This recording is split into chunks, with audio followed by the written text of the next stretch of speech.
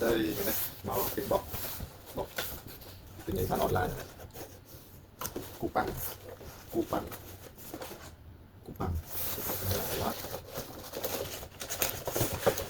ten ten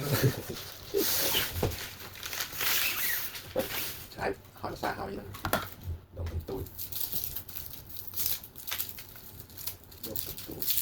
đồng tôi tốt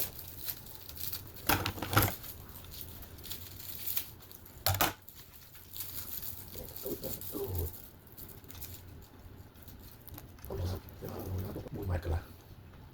theo lại bụi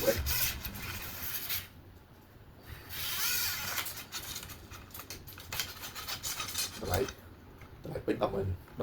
bên tầm mình cái discount cho ta lấy xóa ta ba mươi để ra đồng để cho mình đồng đấy